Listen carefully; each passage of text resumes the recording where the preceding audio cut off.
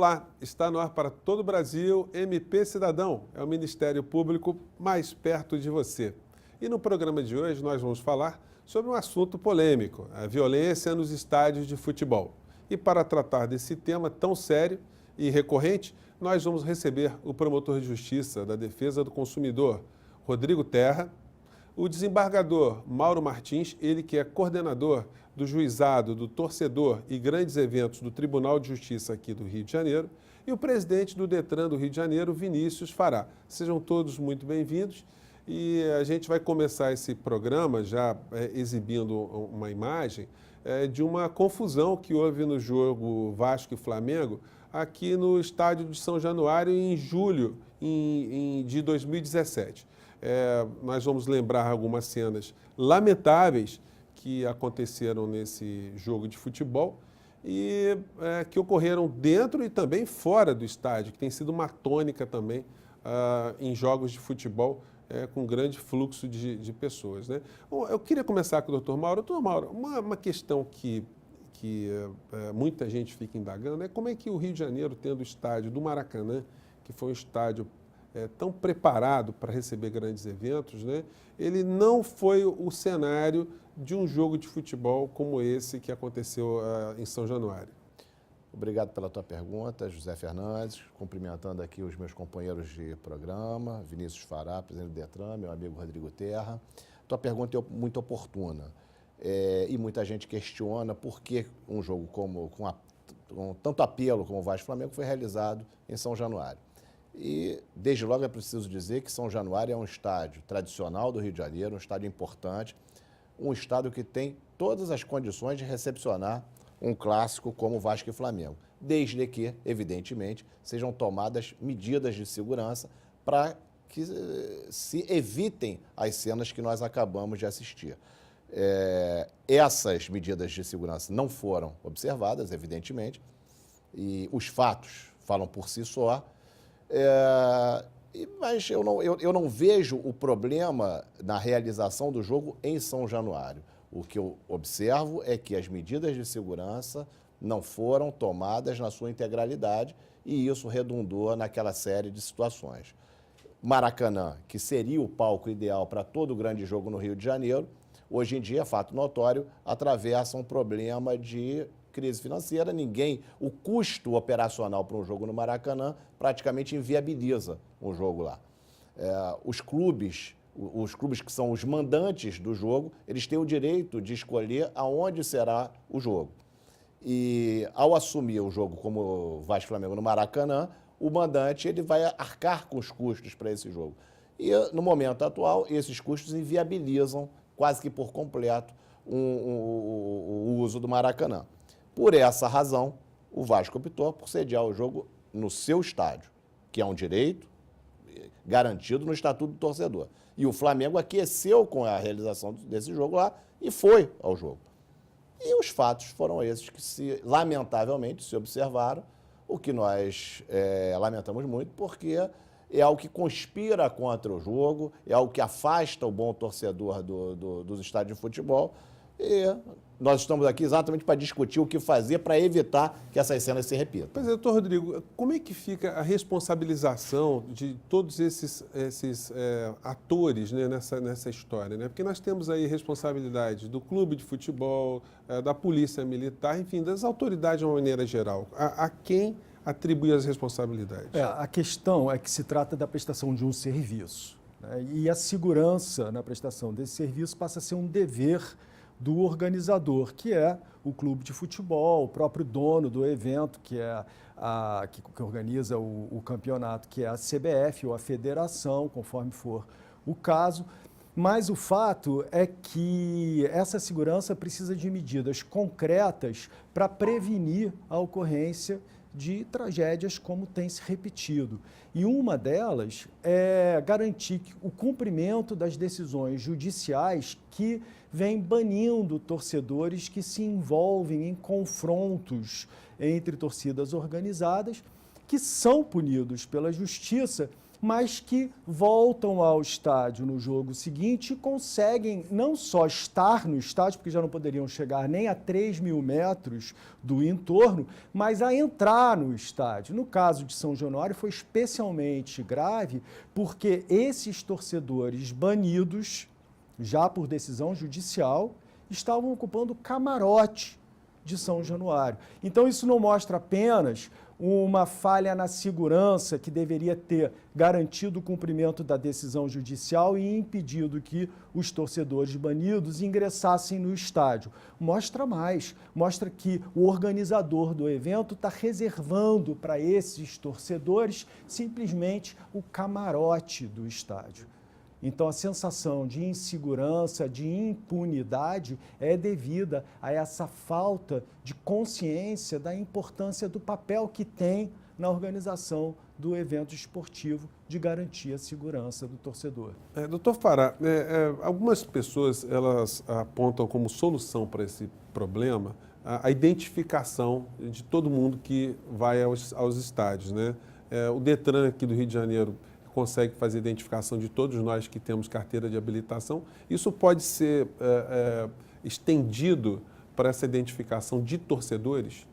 É exatamente dessa maneira que o Detran se apresenta para ser mais um ator para colaborar a encontrar uma solução definitiva para esse tipo de problema. O Detran tem uma base, né, muito ampla, são mais de 16 milhões de pessoas dentro do banco da identificação civil do Detran.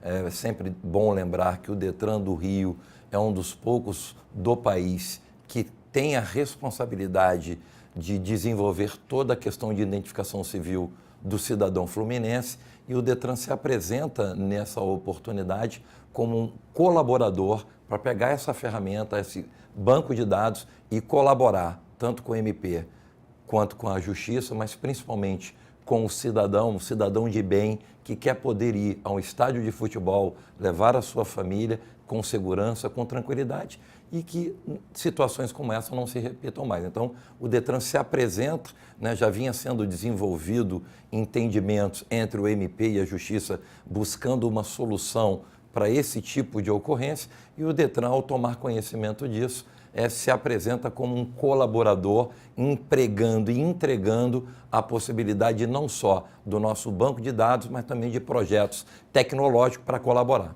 Isso é uma coisa muito cara, doutor Fará? É uma coisa inviável economicamente ou não? Não é inviável, né? Não dá para dizer que é um projeto, até porque, dependendo do tamanho de estádio, tem várias entradas, tem várias roletas. Quanto maior o estádio, o investimento é maior. Mas nada que não justifique, né, tanto clubes, federações e confederações arcar com esse investimento que, no nosso entendimento, aí uma opinião que pode ser questionada, mas no nosso entendimento, nós entendemos que quanto mais segurança se coloca nos estádios, mais volume e demanda de pessoas vão querer ir aos estádios, né? Hoje a gente tem um sentido que está claro para todos nós, famílias que deixam de ir ao estádio porque não se sentem seguras com os fatos que vão ocorrer. E quando você tem uma ferramenta que coíbe, que pune, mais do que isso, que não permite que vândalos, que pessoas vá aos estádios para cometer, eu acho que a ferramenta... dá cumprimento à decisão judicial, exatamente, né? Porque essa que é a questão. O controle, né, doutor? E acho importante também destacar o seguinte, a ideia não é implantar, desde logo, em 100% dos acessos aos estádios, é implantar de forma gradual. Então, começar um projeto para um estádio pequeno, menor, né? Como a Arena da Ilha, ou eventualmente o Engenhão, e mesmo assim, mesmo nesses estádios, começar com o sócio-torcedor ou com torcida organizada e, aos poucos, desenvolver para 100% do estádio. Essa é a ideia, desenvolver o projeto aos poucos. Um projeto piloto, né? Isso, o doutor Mauro coloca com muita propriedade. É um projeto que ele tem, num primeiro desenho que nós estivemos conversando, 4 etapas. Então, ele tem, primeiro, uma fase experimental, depois ele vai para uma segunda fase, até chegar o modelo ideal que a gente vê na Europa, com uma abrangência total, que não só, né, demanda sócios-torcedores, mas também a todos os torcedores. Então, o projeto ele tem um desenho gradativo justamente para que clubes possam se programar se adequar e até fazer um planejamento de investimento. Olha, a gente vai fazer um pequeno intervalo, o programa está muito interessante. Esse programa vai ficar na internet aí para você conferir o que nossos convidados de hoje estão falando, mas você vai conferir mais coisas no próximo bloco, não saia daí.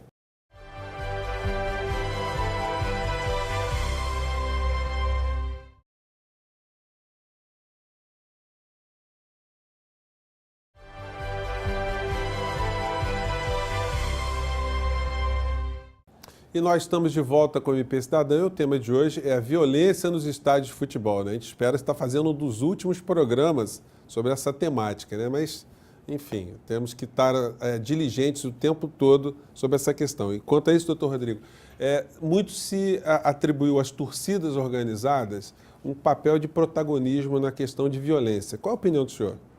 Claro, acho que as torcidas organizadas tem um papel muito importante nisso, até porque os confrontos acontecem entre as torcidas organizadas. Agora, a relação que as torcidas têm com os dirigentes tem que ser observada de perto, porque há uma confusão de patrocínios e de financiamentos que tem que ser revisto.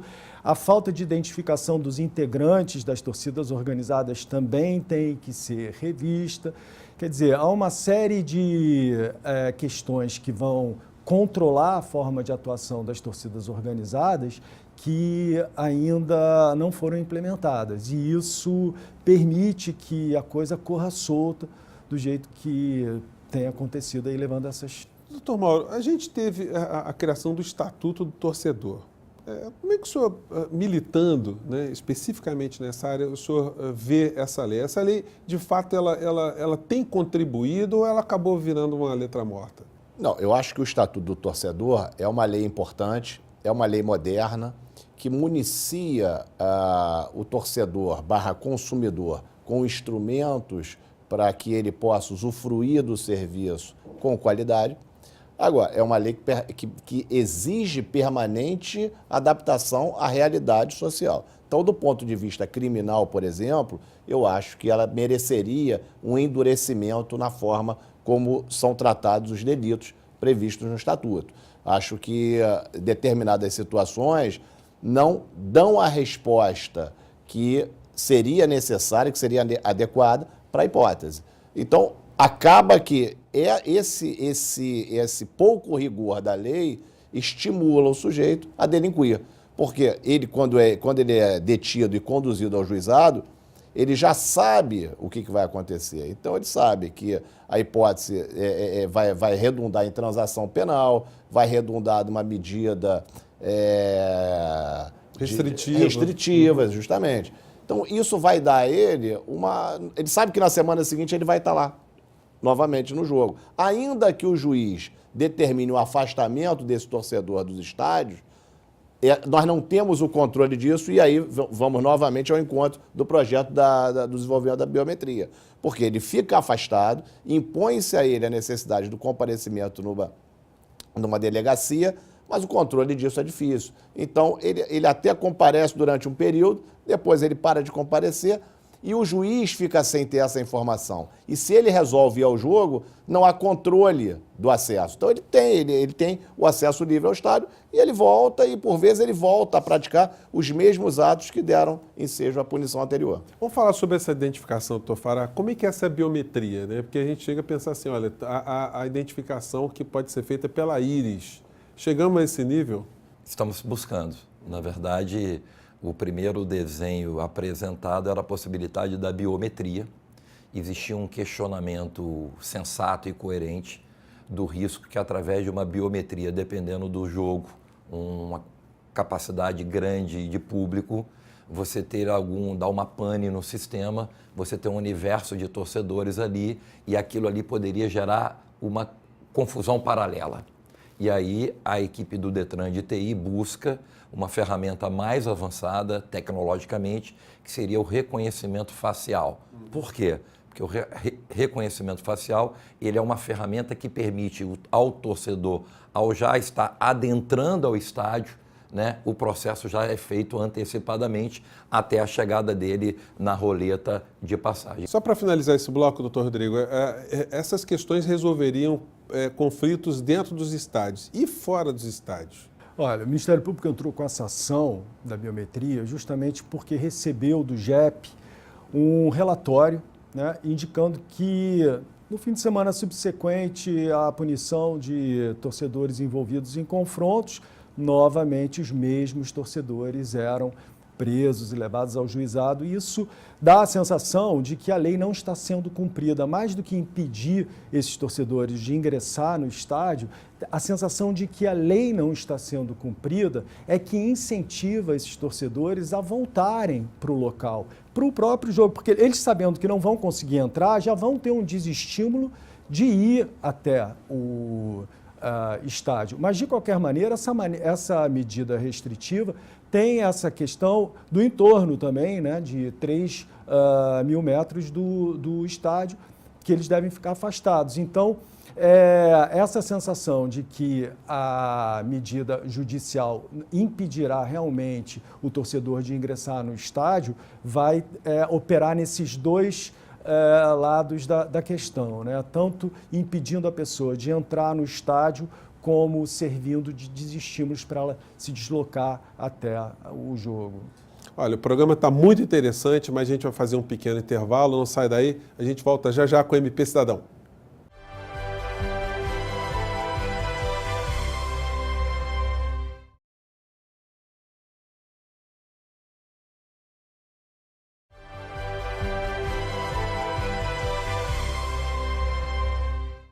E nós estamos de volta com o último bloco do nosso MP Cidadão e hoje nós estamos falando de violência nos estádios. Eu queria retomar esse bloco aqui com o Dr. Mauro. Dr. Mauro, nós vimos que o Estatuto do Torcedor tem algumas ferramentas, o próprio Código Penal, e que também há uma sensação de impunidade, mas de vez em quando alguns torcedores eles acabam ficando muito tempo presos, né? Eu me refiro a casos de torcedores do Corinthians que num jogo aqui no Maracanã foram presos por agredir um policial militar, né? As imagens foram colocadas aí pelas televisões e eles não saíram tão facilmente da prisão. Como é que foi isso? De fato, houve uma situação dentro do estádio em que os torcedores do Corinthians tentaram ultrapassar a barreira que separava a torcida do Corinthians para a torcida do Flamengo. Houve o confronto com a polícia militar e eles não se intimidaram, eles foram para o confronto. Após o jogo, as imagens serviram para a identificação das pessoas que participaram desse confronto e após o jogo a torcida do Corinthians não foi liberada para sair e na medida em que foram sendo identificados, seja pela tatuagem, seja por imagem, foram sendo conduzidos para o juizado. No juizado foi decretada a prisão cautelar dos indivíduos que responderam também pela associação criminosa, porque havia um liame objetivo entre eles, se considerou que esse liame levava à prática reiterada de delitos, então eles passaram a responder por uma acumulação de crimes. E esse fato fez com que eles ficassem presos um tempo maior do que o que ocorre normalmente. Então, quer dizer, eventualmente pode haver ali, além de infrações penais comuns, outras do tipo associação criminosa, formação de quadrilha, esse tipo de coisa. Sim, né? Eventualmente o porte de drogas, arma de fogo, inúmeras situações que envolvem, é o que o Rodrigo estava falando há pouco, com relação à torcida organizada. Eu não gosto de estigmatizar a torcida organizada. Eu acho que as torcidas organizadas tiveram um papel muito importante no passado, com relação à beleza do espetáculo, com relação à animação da torcida. Então, as torcidas organizadas tiveram esse papel. Com o passar do tempo, houve meio que uma mudança de rumos. E hoje em dia, de fato, as torcidas organizadas, de um modo geral, elas trazem mais malefícios para o jogo do que benefícios. Então, Rodrigo, torcida única, qual é a sua opinião? A torcida única é um freio de arrumação, né? É aquela medida extrema, mas necessária para evitar um mal maior. A gente tentou implantar isso aqui logo depois daquele terrível assassinato do torcedor do Botafogo na ponta de um espeto de churrasco, né, que é emblemático, né, do ponto a que chegamos, porque a situação realmente saiu totalmente de controle. Então, a torcida única tinha essa finalidade de garantir que confrontos dessa magnitude não voltassem a ocorrer.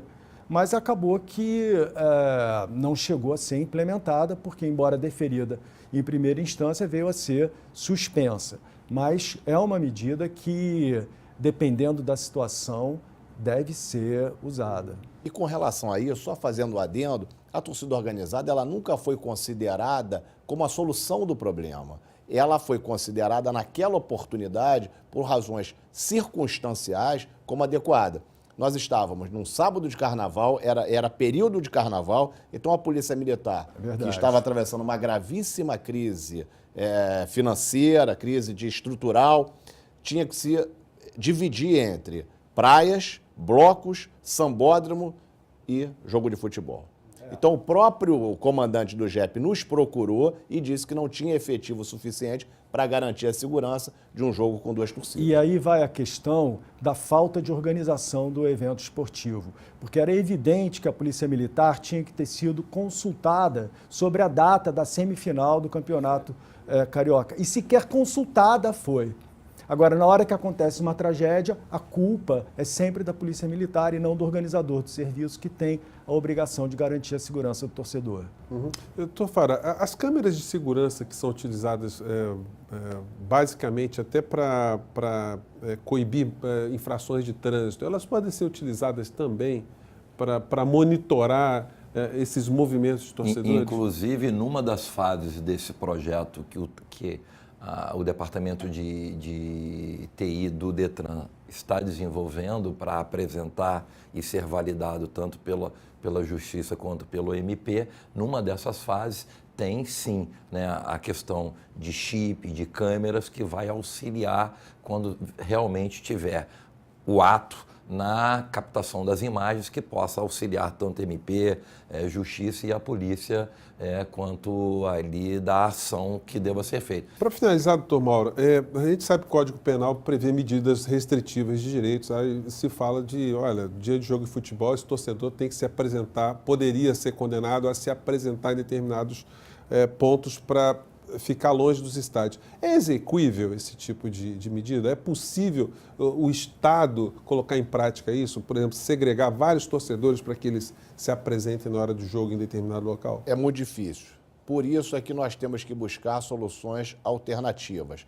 E, a meu sentir, a principal medida a ser implantada é a identificação na porta dos estádios. É impedir aquele sujeito de ter acesso ao estádio. Quando o sujeito tem a certeza de que não vai ter acesso ao estádio, ele nem vai ali para a porta do estádio, ele nem se desloca, porque esse é um ponto que se coloca. Ah, mas você vai resolver dentro do estádio, mas do lado de fora o problema continua. Ele não vai, porque ele já vai ter certeza de que não vai entrar. Então, e vai perder o jogo também. E vai perder o jogo, exatamente, vai perder o jogo. Ninguém vai para um estádio achando que vai entrar e não vai entrar. E não vai entrar. Então, José Fernandes, só para concluir, eu acho que nenhuma medida isoladamente resolve o problema. Nós temos que rever a legislação penal do Estatuto do Torcedor, implantar o controle de acesso, melhorar o nível de educação das pessoas e investir na segurança pública. Os países que resolveram esse problema tiveram um grande investimento na segurança pública. Eu acho que são esses 4 caminhos a serem seguidos. Só reiterar, né, que realmente isso é um fator que agrega valor ao serviço. Então, vai atrair clientela, vai aumentar a renda dos jogos, como a própria torcida única acabou tendo esse efeito em São Paulo, né? Quer dizer, porque a segurança é muito importante para o torcedor. Olha, o MP Cidadão de hoje fica por aqui. A gente espera ter jogado mais luz sobre essa temática. Eu gostaria muito de agradecer mais uma vez a presença do promotor de justiça, Rodrigo Terra, ele que é da Defesa do Consumidor do desembargador Mauro Martins, que é coordenador do Juizado do Torcedor e Grandes Eventos do Tribunal de Justiça aqui do Rio de Janeiro, e também do presidente do Detran do Rio de Janeiro, Vinícius Fará. E você pode nos acompanhar através das nossas redes sociais e mandar sugestões para o nosso e-mail, que está aparecendo aí na base do seu monitor. A gente se encontra na próxima semana em mais um MP Cidadão. Um grande abraço e até lá.